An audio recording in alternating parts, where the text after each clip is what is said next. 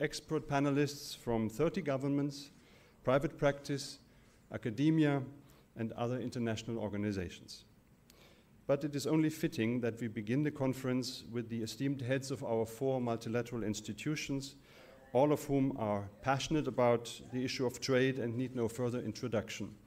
Madame Christine Lagarde is the Managing Director of the IMF, Dr. Jim Kim, the President of the World Bank, Mr. Roberto Acevedo, the Director General of the WTO, and Mr. Angel Gurria, the Secretary General of the OECD. Let us welcome our speakers with a round of applause.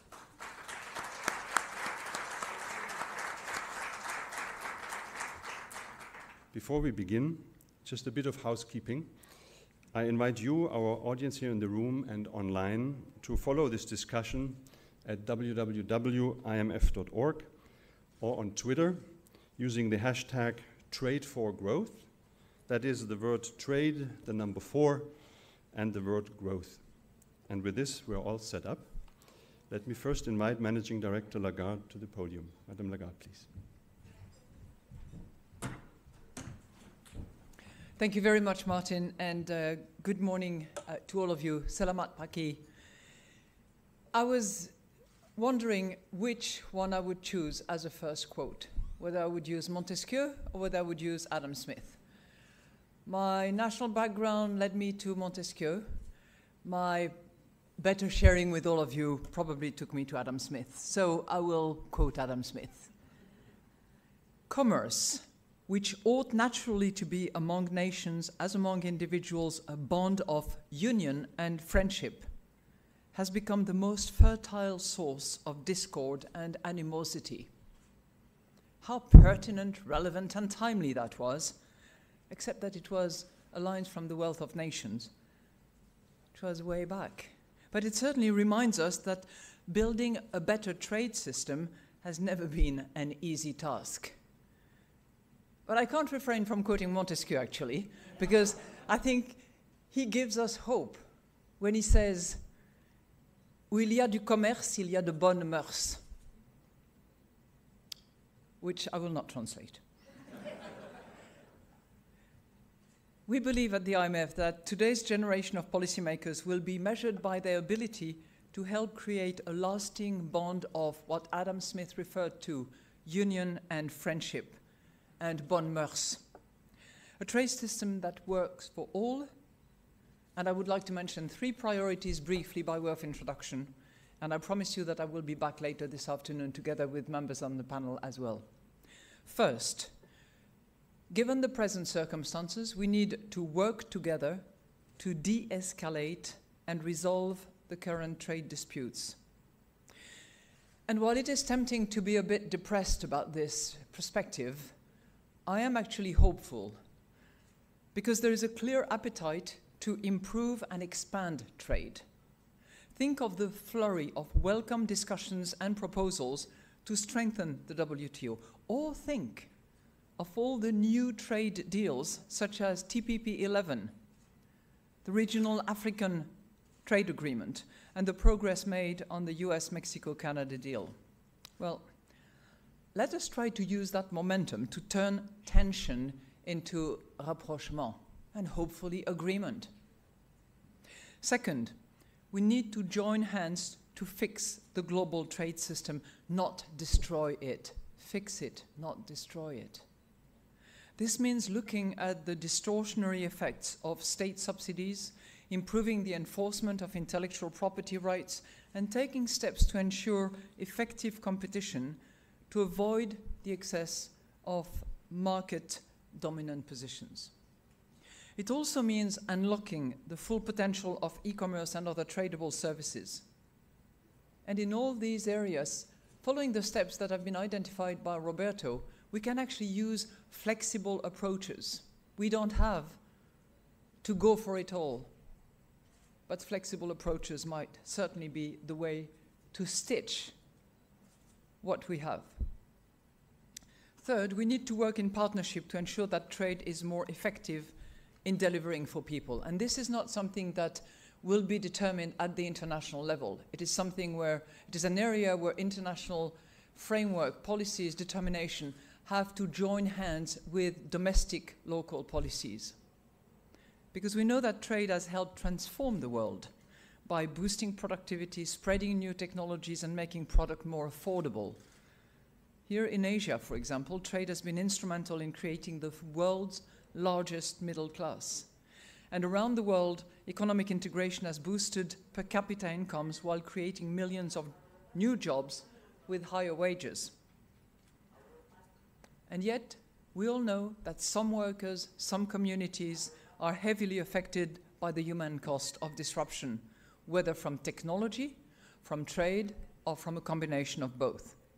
And that is why we need more effective policies, including scaled-up investment in training and social safety nets so that workers can upgrade their skills, transition to higher quality jobs, and earn more. And that's where the domestic policies have to join hands with the international framework. We can all do more, but we cannot do it alone. The IMF is supporting its members through analysis and policy advice.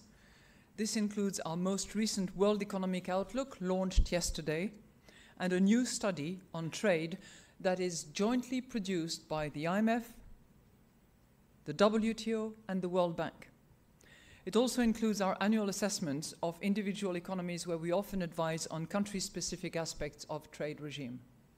And of course, we will always provide a joint platform which is open to all, not to a few, open to all, in order to explore what changes can actually be invented and implemented.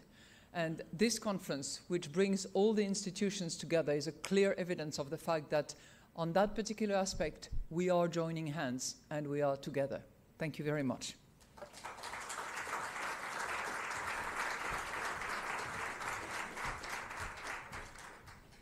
Thank you, Madame Lagarde. President Kim, I would like to invite you to the podium now. Thank you.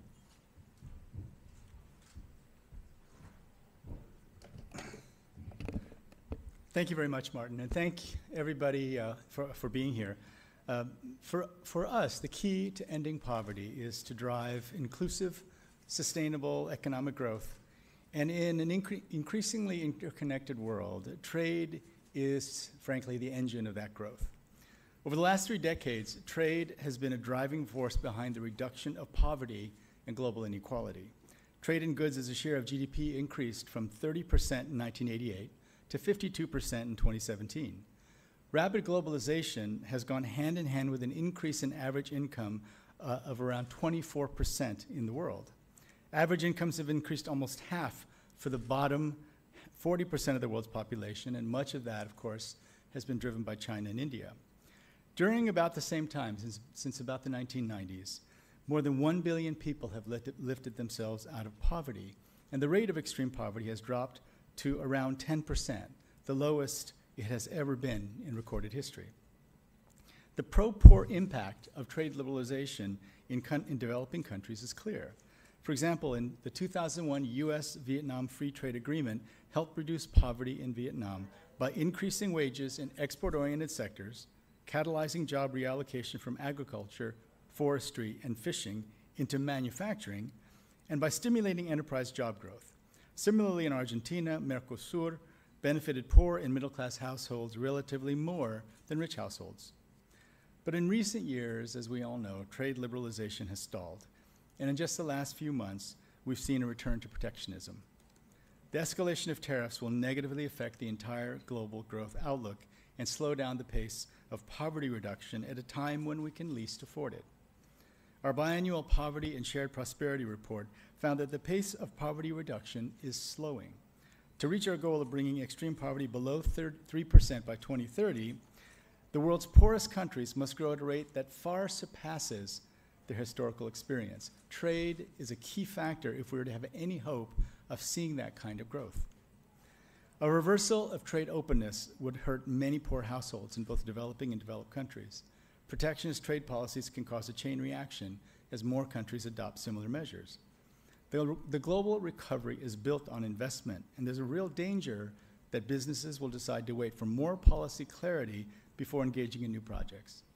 Recent World Bank Group analysis shows that in a scenario where investor confidence is shaken and investments drop, every country will feel the negative effects. We need to continue to support trade reforms that can deliver greater prosperity for all.